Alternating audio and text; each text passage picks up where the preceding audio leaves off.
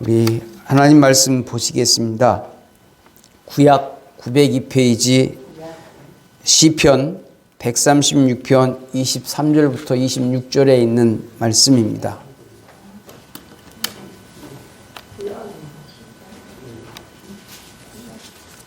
구약전서 시편 136편 23절부터 26절에 있는 말씀입니다.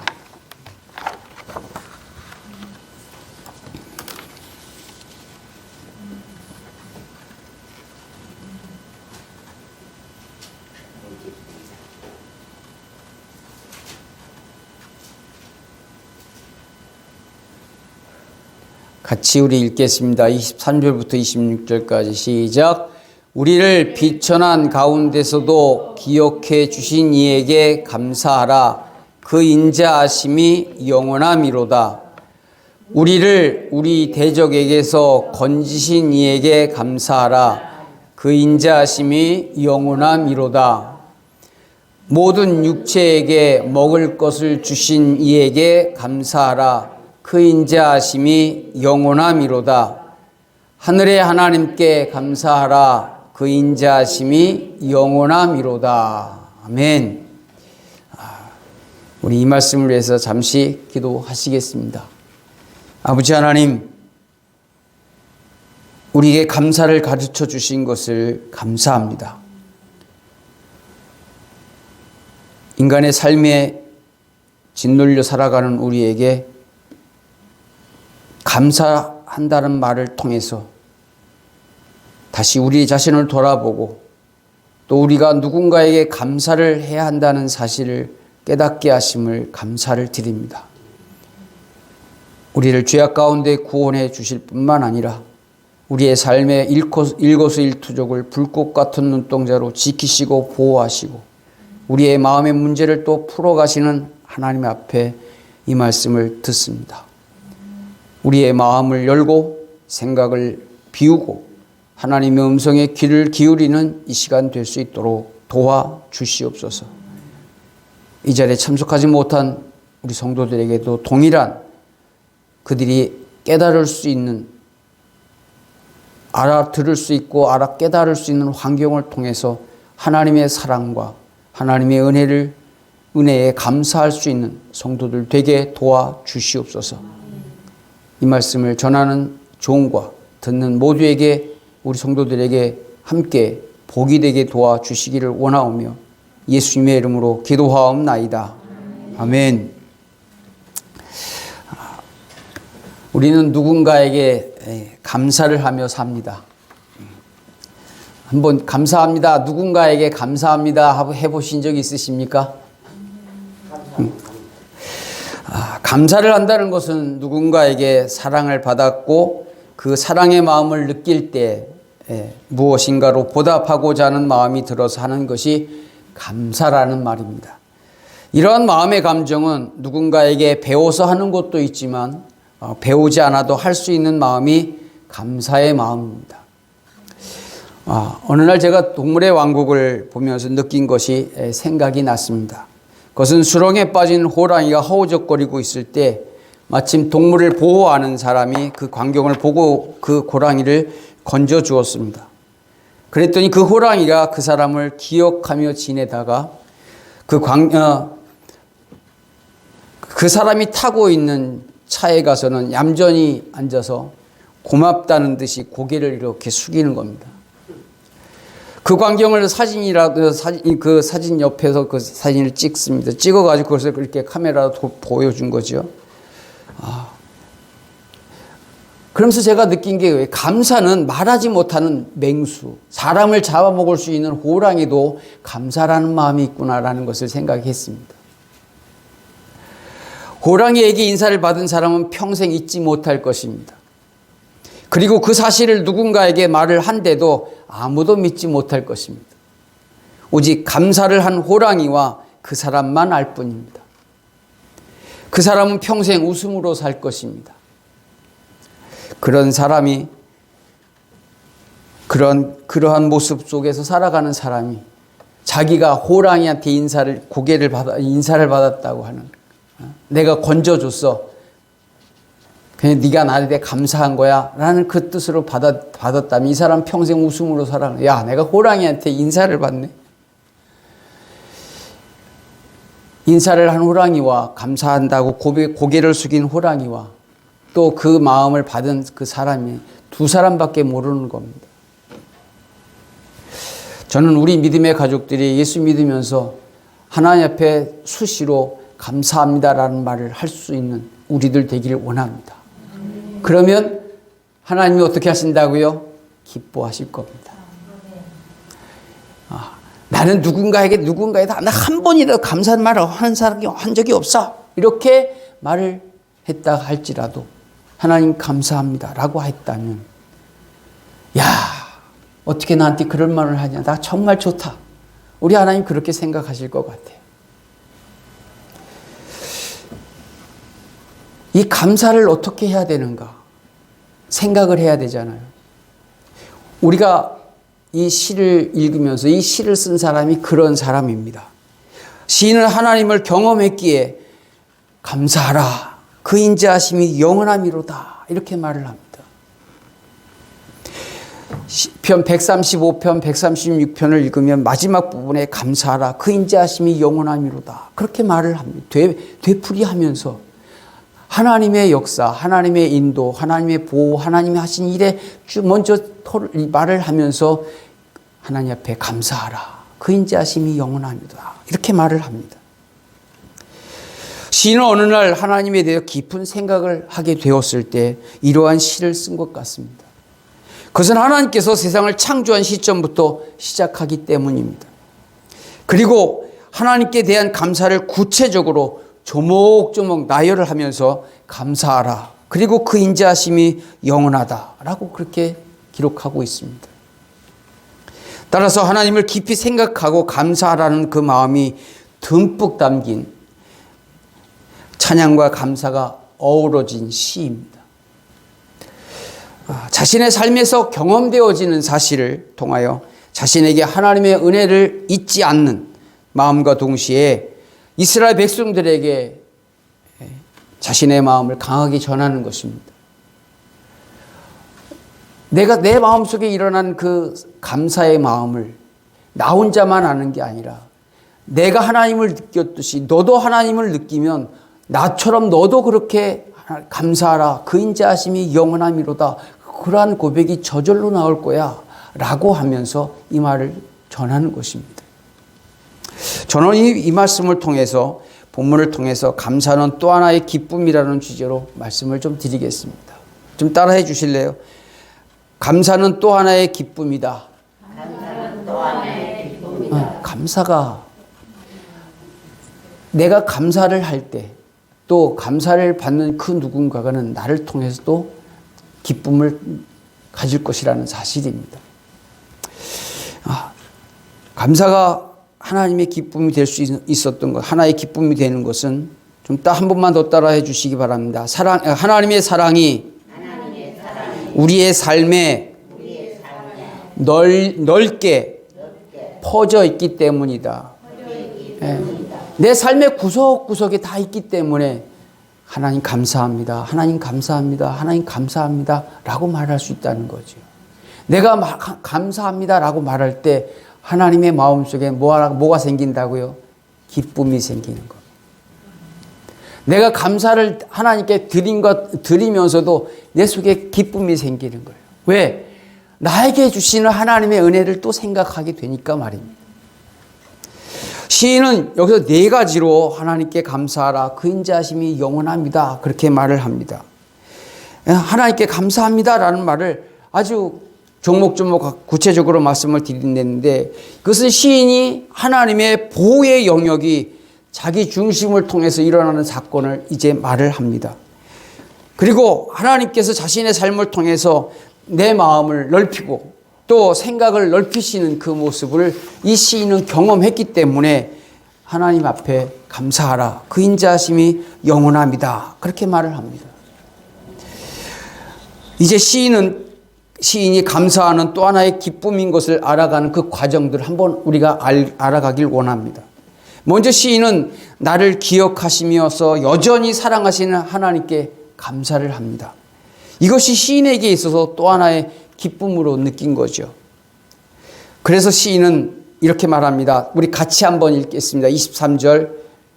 기억해 주신 이에게 감사하라. 고까지만 시작.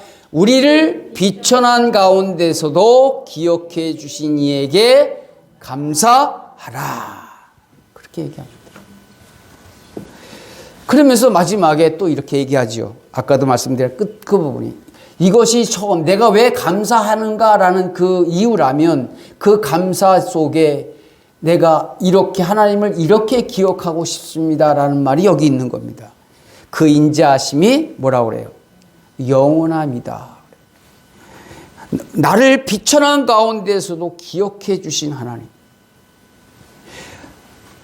자신이 하나님 앞에 소중한 사람이라는 것을 말합니다. 나를 기억해 준다. 하나님이 나를 기억하신다라는 얘기는 하나님이 나를 사랑하신다라는 의미입니다. 따라서 하세요. 하나님이 나를 기억하신다는 것은 나를 사랑하신다는 마음이다. 아멘. 하나님이 나를 사랑하신다는 것. 나를 사랑하시기 때문에 기억하시면서 지키시고 보호하시고 그리고 우리의 삶의 모든 영역 속에 하나님이 울타리가 되어주신다는 사실을 깨달았기 때문에 이 시인은 내가 비천한 가운데서도 나를 몰라라 하지 않고 외면하지 않으시고 끊임없이 나를 사랑하시는 그 모습을 시인이 가슴 깊이 느꼈기 때문에 그렇습니다. 하나님 앞에 죄인이라는 사실을 말하지 않지만 비천한 마음이 자신의 모습을 비천한 그 말로 표현을 합니다. 나는 죄인입니다. 하나님이 나를 보실 때 그러한 하나님이 상대하지 않을 만한 그러한 난데도 불구하고 나를 기억하신다. 나를 향해서 원수같이 여길 만한데도 나를 기억하신다. 나를 멸망의 구덩이에 던져 넣을 만한데도 나를 기억하신다. 내가 하나님의 말씀을 자꾸 거부하며 살면서 사는데도 불구하고 나를 기억하신다. 내 삶의 어두운 구절기 내가 일부러 그 속에 들어감에도 불구하고 나를 긍휼히 여기서 나를 기억하신다는 거예요. 이것이 이 시인이 하나님을 바라보면서 감사한 것이 그거예요. 나 같은 게 뭔데? 그러면서 감사하라. 그 인자하심이 영원합니다. 이 말이 왜 나올까요? 하나님을 알아가기 때문에 하나님이 나를 알아가고 있다는 사실을 이 시인이 느꼈기 때문에 그렇습니다. 그렇다면 오늘을 살아가는 우리는 하나님을 얼마나 알아가면서 하나님을 의지할까요?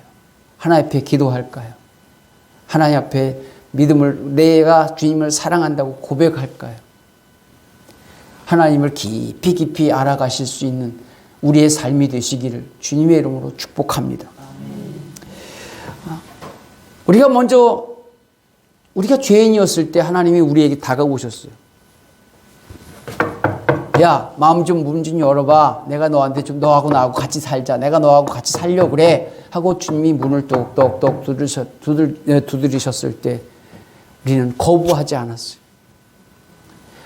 필요 없어요. 우리가 그렇게 손절하지 않았습니다. 예 하면서 우리가 예수님을 마음에 영접했잖아요. 그렇죠? 그래서 요한복음 1장 12절에 영접하는 자 곧 그 이름을 믿는 자들에게 하나님의 자녀가 되는 권세를 주셨으니 이 말 속에 우리가 하나님의 자녀가 됐다라는 거예요. 그렇다면 하나님의 자녀가 됐다는 그 자체 속에서 우리는 뭐예요? 감사하며 살아가는 저와 여러분이 되시기를 주님의 이름으로 축복합니다. 더군다나 우리가 죄악 속에서 우리가 뜻하지 않는 그러한 일들 죄악 속에서 살아갈 때 우리가 스스로 위축이 될 수 있습니다. 그런 것까지도 하나님이 배려해서 하나님 앞에 우리가 죄인입니다. 저 부끄럽습니다. 그런 말 하기도 전에 하나님은 예수님을 통해서 우리 죄를 모두 다 해결해 놓으셨어요. 그래서 로마서 8장 1절에 1절 2절에 그러므로 그리스도 예수 안에 있는 자는 결코 정죄함이 없다. 네가 내 앞에 죄를 졌다 할지라도 내가 너를 정죄하지 않는다는 거지. 이유는 뭐예요? 나의 죄를 누가 대신, 예수님께서 대신 돌아가셨기 때문에 나를 통해서 아니라 내가 예수를 믿는 그 순간 예수님의 피가 나를 덮어서 나를 가려서 하나님이 보실 때 인간 죄인 박진도가 아니라 예수님의 피로 덮여진 나의 모습을 보면서 용서하신다는 거죠. 그래서 말씀하십니다. 이는 그리스도 예수 안에 있는 생명의 성령의 법이 죄와 사망의 법에서 너를 해방했다라고 말씀하십니다. 이제는 하나님이 죄인된 나를 보시는 게 아니라 내가 예수님을 믿는 그 순간 내가 예수님의 피로 덮여진 나의 모습을 보면서 용서하시는 거예요. 이게 얼마나 감사합니까? 전 하나님을 깊이 생각하면서 왜 나에게 이런 사랑을 깨닫게 하셨지? 내가 왜 예수님을 믿게 하셨지? 다른 사람은 저렇게 거부하는데 거절하는데 나는 예수를 왜 이렇게 믿게 됐지? 이 사실에 깊이 감사하실 수 있는 우리 성도님들 되시기를 부탁을 드립니다. 또 하나는 뭐냐 하면 나의 미래를 예배해 놓으셨다는 거죠. 요한복음 5장 24절에 보면 내가 진실로 너희에게 이르노니 내 말을 듣고 또 나 보내신 이를 믿는 자는 영생을 얻었고 심판에 이르지 아니하나니 사망에서 생명으로 옮겼다. 그렇게 말씀하십니다. 네가 더 이상 죄에 대해서 불안하지 말고 죽음에 대해서 그런 어두운 마음 갖지 말고 또 너의 미래를 통해서 늘 불안해하지 말고 내가 너를 안전하게 했으니까 걱정하지 마라 라고 할 수 있는 그 한마디 말씀이 요한복음 5장 24절에 있는 말씀입니다. 이 사실에 우리가 늘 주님 앞에 깊이 감사할 수 있는 하나님의 사랑과 하나님의 은혜가 나의 삶 어느 구석구석에 다 있듯이 우리가 그 구석구석을 찾으면서 하나님의 은혜가 여기도 있을까? 여러분의 마음을 한번 살펴보시기 바랍니다. 여러분의 입에서 나올 때 힘들어. 그 속에서도 하나님이 나와 함께 하신다는 사실 보시고 계시냐고. 힘들 때, 답답할 때, 그 답답한 구석 속에 나 혼자 웅크리면서 답답하고 있을 때 하나님은 그 속에서도 함께 하십니다. 그래서 시편 23편은 다윗이 이렇게 말합니다. 내가 사망의 음침한 골짜기로 다닐지라도 내가 그 속에 있지만 거기에 누가 계시냐? 나를 죄악 가운데 건져주신 하나님이 계신다라는 사실을 알고 나니까 내가 두려워하지 않겠다는 거죠. 하나님이 나를 지키신다라는 이 믿음의 확신을 가지고 살아가는 다윗처럼 오늘을 살아가는 우리가 그 하나님의 은혜를 더 많이 알아가기 위해서는 우리가 하나님 앞에 더 많이 감사를 하기 위해서는 하나님을 깊이 알아가시는 우리 성도님들 되시기를 주님의 이름으로 축복합니다.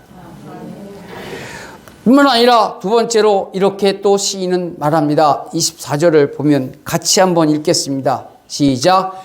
우리를 우리의 대적에게서 건지신 이에게 감사하라. 그 인자하심이 영원합니다. 그랬습니다. 시인은 자신이 살아오면서 자신을 무너뜨리려는 사람들이 있었습니다. 그리고 환경들이 있었어요. 내가 스스로 무너질 수 있는 환경들. 그러나 그 환경 속에서 사람이나 환경 속에서 하나님이 나와 함께 하시는구나라는 사실을 하나님을 깊이 알아가니까 이러한 환경 속에서도 하나님이 나와 함께 하시는구나라는 걸 깨달은 거예요. 그래서 자신을 보호하시고 건지시는 하나님으로 하여금 힘을 낼 수 있었기 때문에 뭐라고 그래요? 우리를 우리 대적에게서 우리라는 말이 여러분 실감 안 나죠? 그럼 따라서 하세요. 나의 대적에게서 건지신 이에게 건지신 하나님께 감사하라. 그거예요. 나를 힘들게 하고 나를 답답하게 하고 나를 괴롭게 하고 나를 고통스럽게 하는 내 믿음을 무너뜨리려고 하는 내 주변의 모든 환경에서 사람들 속에서 건져주신 그것을 경험했다는 거죠. 그것을 통해서 하나님이 나와 함께 하시는구나. 내 믿음을 지킬 수 있었고 그 어려운 환경 속에서 나를 고통 가운데 있는 환경에서 내 믿음을 지키는 데 있어서 답답하게 하는 것들에서 나를 건지신 그 하나님 앞에 감사하다는 것입니다. 오늘을 살아가는 저와 여러분을 대적하게 하고 여러분을 힘들게 하는 것들이 무엇입니까? 응? 그럴 때도 하나님을 알아가는, 우리 입에서 원망이나 불평이나 짜증이나 왜 이래 그러지 마시고 하나님 앞에, 여기 내 이러한 환경에도 하나님 함께 계시죠? 아시죠? 이 답답한 마음 속에 있는 거 아시죠? 내가 이러한 문제로 인해서 고민하고 또 힘들어하고 짜증나고 불평하는 가운데서도 하나님 계시죠? 이런 믿음이 있는 우리 성도들이 되시기를 주님의 이름으로 축복합니다. 우리가 살아가는 데에서 힘들게 하는 그 환경들 속에 곳곳에 사탄이 던져놓는 그런 그 쓴뿌리들이, 또 악한 계략들이 얼마나 많은지 모릅니다. 우리가 아무리 예측을 한다고 하면서 산다고 해도 뜻하지 않는 일이 우리 마음속에서 일어나고 우리의 문제 속에서 일어나서 그때서야 우리가 그 대책을 세우는 것이 우리의 모습입니다. 건강의 문제라든지 믿음의 문제라든지 개인적인 문제라든지 가정적인 문제라든지 이런 문제들이 내 삶을 짓누를 때, 누군가의 도움이 절실히 필요할 때, 누군가가 나의 문제를 나의 자신의 문제처럼 알고 그 일에 대해서 적극적으로 나설 수 있는 사람이 얼마나 될까요? 주님은 우리의 삶을 알고 계시는 분, 잘 알고 계시는 분이기 때문에 그 우리의 인생의 삶에 있는 그 고통을 알고, 수고하고 무거운 짐진 자들아 다 내게로 오라. 너희가 내게로 오면 내가 너와 함께하는 거 너희가 알 수 있어 라고 말씀하십니다. 근데 문제는 뭐예요? 우리가 하나님 앞에 잘 안 나간다는 거죠. 주어진 환경에서 나에게 힘들어하는 사람을 향해서 원망의 눈초리, 증오의 눈초리만 쏘아댈 뿐이지, 하나님 내가 이래요. 우리 성도님들은 그러한 얕은 수준이 아니라 그러한 문제가, 그러한 고민이, 고통이 생길 때마다 하나님 앞에 엎드리는 우리 성도님이 되시리라 믿습니다. 따라서 아멘. 우리가 그렇죠. 우리가 주의 음성에 귀를 기울일 수 있다면 우리가 감사할 수 있다는 거죠. 따라서 하세요. 범사에 감사하라. 이 말씀이 인간의 말이 됐다면 그래도 가까운 사람이 말하면 들어요. 근데 하나님이 나를 향해서 말씀하셨다면 우리가 그 말씀에 더 마음의 문을 열고 생각을 내려놓고 그 말씀을 아멘 할 수 있는 우리 성도님들이 되시기를 주의 이름으로 부탁을 드립니다. 우리를 대적하는 사람이나 환경을 통해서 시인은 그것을 경험하면서 말하는 겁니다. 내 삶에 이러한 나를 힘들게 하는 대적과 이러한 환경과 사람을 만날 때, 그때에도 내가 하나님 바라보니까 내 입에서 하나님 감사합니다 라는 고백이 나올 수 있어. 그리고 그 하나님의 인자하심과 영원함을 함께 하시는 나를 위해서 사랑하시는 그 하나님의 마음을 내가 알 수 있어. 나 혼자만 알기를 원해. 그것이 아닙니다.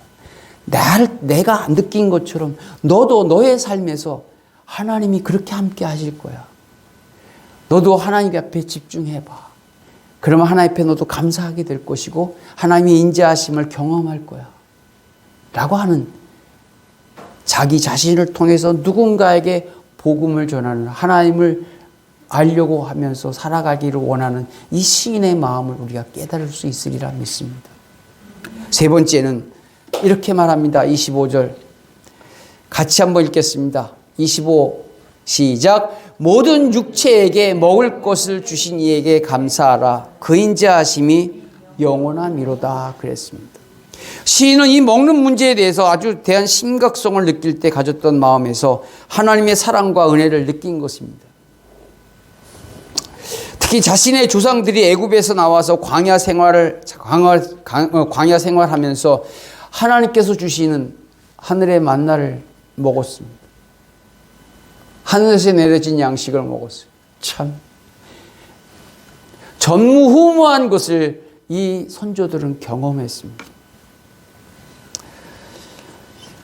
뿐만 아니라 바위를 통하는 시원한 물을 마시게 함으로 인해서 굶주림과 목마름을 해결해 주신 그 하나님의 사랑과 은혜에 대한 사실을 우리가 말합니다. 우리가 살아가는 데 있어서 먹는 것이요, 우리 인생의 반입니다. 우리가 아무것도 입에서 안 들어갔다 할지라도 우리가 숨을 쉽니다. 그럼 뭘 마신다고 그래요? 공기를 마신다. 먹어야 돼.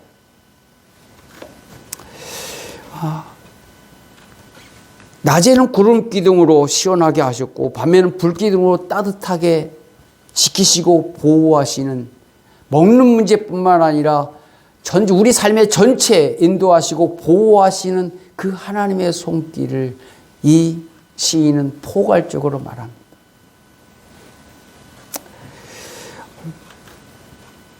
지금도 오늘날에도 배고픔을 가지고 살아가는 나라들이 있고 아이들이 있습니다. 그것을 위해서 내가 먹을 수 있다는 사실에 감사할 수 있는, 내가 씨를 뿌려서 내가 거둬서 먹을 수 있다는 거 감사할 수 있는 우리가 되기 원합니다. 그만큼 건강이 있고 힘이 있다는 거죠. 그것이 하나님께서 나에게 주신 은혜라고 생각하면서 이것 또한 조그만 것까지도 우리가 감사할 수 있는. 병원에 가니까 제가 봤어요. 이 아래 이 전신 마비가 된 사람을 봤습니다. 중환자실에. 여기서 말만 해요. 근데 여기서 다 마비가 됐어요. 이렇게. 꼼짝을 못하는. 근데 그 사람을 살 수 있는 게 뭘까요? 먹는 거. 그래서 여기다가 이걸 여기 안 되니까 여기다가 구멍에다 호스를 뚫어서 큰 이게 먹을 만큼 죽 같은 걸 이렇게 막 달아놓고 먹게 하는. 그런데 어느 날 이렇게 여기서 통과하는 이 가운데 어느 날 갑자기 손을 부르 떨어요. 깜짝 놀랐습니다. 누가 제일 먼저 보냐면 아내가 봤어요. 늘 옆에 있어요. 그리고 우리 의사한테 얘기합니다. 의사가 더 두고 봅시다. 그리고 부인한테 얘기했다는 거예요. 뭐라고 얘기해서 갑자기 이렇게 왜 떨었는지 알 수 있습니까? 나는 이거 한 말밖에 없어요. 뭐라고 얘기합니까? 여기 전신마비된 그 남편은 여보 사랑해.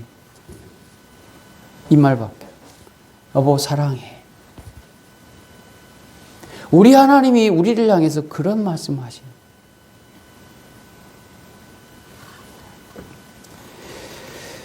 우리 하나님을 깊이 알아가시면서 우리의 삶의 모든 구석구석에 있는 그 나의 삶의 부분을 하나님과 함께 호흡할 수 있는 우리가 되기를 주님의 이름으로 부탁을 드립니다. 우리가 무엇인가 먹고 가야 되는데 이 먹는 문제에 있어서 모든 육체에게 먹을 것을 주신 하나님. 입이 못 먹으면 귀라도 먹어야 되고 귀가 못 먹으면 눈이라도 먹어야 되는 우리의 모습을 말하고 있는 것. 주님은 이렇게 말합니다. 사람이 떡으로만 살 것이 아니요 하나님의 입으로부터 나오는 모든 말씀으로 살 것이다 라고 말합니다. 나를 살릴 수 있는 건 누구라고요? 하나님 말씀이라는 것입니다. 그래서 이 먹는 문제에게 모든 육체에게 먹을 것을 주신 이에게 감사하라. 먹어야 살기 때문에 아무리 아파도 잘 잡수십시오. 아멘. 우리의 영도 먹어야 돼. 그래서 믿음은 뭐에서 난다고요?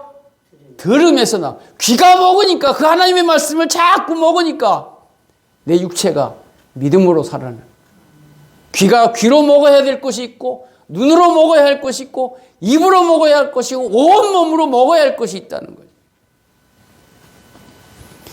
예레미야도 죽을 것만 같은 시기에 이렇게 말합니다. 만군의 여호와시여, 나는 주의 이름으로 일컬음을 받는 자라. 내가 주의 말씀을 얻어먹었사오니 주의 말씀은 내게 기쁨과 내 마음의 즐거움입니다. 그렇게 말합니다. 힘이 없을 때 예레미야도 말씀을 얻어먹은 거예요. 혼자 못 먹으니까 누군가가 옆에서 하나님의 말씀을 들려주겠지. 하나님 말씀을 내 눈으로만 읽어도, 입으로 잘 안 돼도 눈으로 읽을 수 있잖아요. 그래, 내 입으로 말하지 않아도 말씀이 없어. 속으로 왜 배울 수 있잖아요. 말이 딱 안 나오다 할지라도 내 눈은 글씨를 읽어낸다 이 말이에요. 아모스 8장 11절에 말씀이 없어 기근이 아니라 주 여호와의 말씀이니라. 보라, 날이 이를지라 내가 기근을 땅에 보내리니 양식이 없어 주림이 아니며 물이 없어 가람도 아니요 하나님의 말씀을 듣지 못한 기갈이라 그랬어요. 하나님의 백성이 하나님의 말씀을 먹지 못하면 하나님의 말씀이 먹을 게 영적인 그 양식이 없게 말라 죽는다는 거죠. 저는 우리 성도들이 영적으로 빼 마르기보다는 여러분의 영적이 통통한 모습이 되길 주님의 이름으로 축복합니다. 그럴 수 있어요. 저는 두 가지를 비교하면서 말씀을 드리겠습니다. 우리가 성경 사사기를 읽으면요, 그들은 하나님을 믿는다고 해요. 근데 그 마음속에는 하나님에 대한 마음과 하나님에 대한 사랑이 요즘 말로 1도 없었어요. 말로는 해요. 근데 가슴 속에는 없는 거예요. 근데 언제 살아나는 줄 아세요? 자신들의 고통이 있고 힘들 때 그때마다 하나님 그래 풀어주면 또 해결해주면 또 삐딱선을 타는 거예요.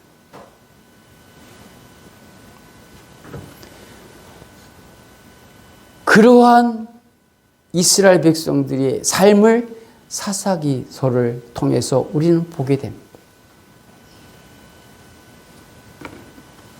솔로몬을 읽으면 솔로몬이 어떠한 사람인가라는 솔로몬을 생각해 보면 하나님이 기뻐하실 수밖에 없더라고요. 하나님 앞에 예배 드리려고 하는 그 예배당을 크게 멋지게 성전을 지었어요. 그래놓고 하나님 앞에 예배를 드립니다.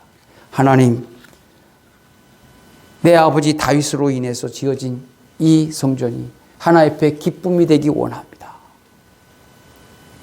그랬더니 하나님께서 솔로몬에게 말합니다. 솔로몬아, 내가 너에게 뭘 주면 좋겠니? 그랬더니 솔로몬이 말합니다. 내가 왕인데 이 나라 이 백성을 이끌어가는 난데 왕의 모습으로서 갖춰야 될 거 지혜만 필요합니다.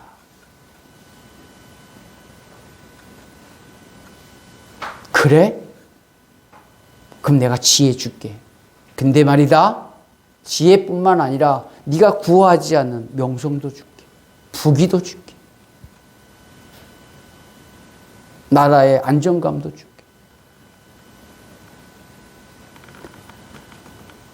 하나님 앞에 예배를 드리고자 하는 그 마음 속에서 드려지는 이 성전을 지을 때 하나님의 마음은 기뻤다는 거죠. 저는 우리 성도들이 하나님 말씀 안에 살아가면서 하나님을 기쁘게 드릴 수 있는, 내 아버지로 인해서 감사를 받았다면 그 감사의 마음이 형태로 드러날 수 있을 때, 솔로몬은 그랬어요. 내 아버지로부터 갖추어진 이 아버지 다윗이 하나님의 성전을 짓고자 했는데 너는 안 된다. 내가 네 아들 통해서 내가 네가 준비하려고 하는 성전 내가 받을게. 그렇게 말씀하시면서 너는 아니고 네 아들을 통해서 짓게 해라. 그렇게 말씀하셨어요. 다윗의 마음은 하나님만 집중했습니다. 자신의 삶을 돌아보니까 다 하나님이 함께 하셨고 지키시고 보호하셨고 자기를 강하게 하신 분이 하나님밖에 없다라는 사실 때문에 하나님 앞에 예배당을 짓고 싶은, 성전을 짓고 싶은 마음이 있었습니다. 저는 우리 믿음의 가족들에게 감사할 수 있는 그 조건들을 찾아서 하나님 앞에 감사합니다 라고 하실 수 있는 우리 성도님들이 되시기를 주님의 이름으로 부탁을 드립니다. 오늘날 코로나로 인해서 범사에 감사하라는 말을 잃어버린 성도들이 많다고 합니다. 그리고 또한 하나님을 향한 마음들이 식어버리고 있다는 거예요. 예배다운 예배를 우리가 참석하는 거하고 인터넷상에서 텔레비전 바라보면서 예배 드리는 거하고 차이가 다릅니다. 내가 하나님 앞에 있다는 것과 하나님 앞에 거리를 떨어서 이렇게 예배 드리는 거하고 차이가 있는 거죠. 집안에서 예배 드리면 아무래도 자유스럽잖아요. 자유스러운 복장을 가지고. 그러나 우리가 모여서 함께 예배 드릴 때는 그나마 옷이라도 제대로 갖추고 우리가 하나님 앞에 예배를 드릴 수 있지 않습니까? 우리가 하나님 앞에 그러한 기쁨을 드릴 수 있는, 우리가 왜 내가 하나님 앞에 감사해야 되는가, 이것을 예배당 안에서 찾을 수 있다는 거죠. 예배를 드리러 오면서. 그래서 시편 73편에 보면은 내가 괜히 예수 믿었어, 하나님 믿었어 하고 투덜투덜 됩니다. 그러다가 그 사람이 그 투덜투덜거리는 마음을 가지고 하나님 앞에 예배를 드리러 앉아있다 보니까 깨달은 거예요. 하나님이 나를 이렇게 사랑하셨고, 이렇게 지키셨고, 이렇게 보호하셨고, 나의 삶을 이렇게 인도해 오셨지 깨달으니까 그때서 다시 믿음이 회복되어지는 그 놀라움이 생깁니다. 저는 우리 믿음의 가족들 예배 속에서 늘 승리하실 수 있고, 예배 속에서 여러분의 믿음이 회복되고, 예배 속에서 하나님 앞에 왜 내가 감사해야 되는가라는 것을 알아가고 찾아가실 수 있는 우리 성도님들이 되시기를 주님의 이름으로 축복합니다. 감사가 또 하나의 기쁨이 되는 것은 내가 주님 사랑 안에 있다는 사실이고, 두 번째는 여전히 내가 주님 안에 보호 아래 있다는 사실입니다. 있다는 이것에 대해서 늘 감사하실 수 있는 우리 성도님들이 되시기를 부탁을 드립니다. 이러할 때에 내가 감사하라 라는 말 하지 않아도 하나님 감사합니다 라고 할 수 있고, 하나님의 인자하심이 지금도 나에게 머물고 있다는 사실에 또 감격하게 되고 또 감사하는, 그래서 우리 입에는 하나님만 조금만 깊이 알아가면 뭐라고 그래요? 하나님 감사합니다, 감사합니다, 감사합니다, 감사합니다. 이 말밖에 안 나온다. 내가 이 말을 함으로 인해서 하나님께 뭘 드릴 수 있다? 기쁨을 드릴 수 있다는 사실입니다. 그렇게 기쁨을 감사하면서 하나님께 기쁨을 드릴 수 있는 우리 성도들이 되시기를 다시 한번 주님의 이름으로 축복합니다. 기도하겠습니다. 살아계신 아버지 하나님, 우리에게 이 말씀을 주심을 감사합니다. 하나님이 나와 함께 하시는데 우리가 어떻게 함께 하시는가, 어떠한 환경 속에서도 함께 하시는가, 또 내 울적한 마음, 이 답답함 속에서도 하나님이 함께 하신다는 사실을 깨달을 수 있는 믿음의 눈과 영적인 감각들이 되살아날 수 있고, 그리고 우리의 입술에서 또다시 하나님 감사합니다라고 말하는 우리의 입술들이 될 수 있도록 도와주시옵소서. 주님 손에 우리를 의뢰하오며 예수님의 이름으로 기도하옵나이다. 아멘.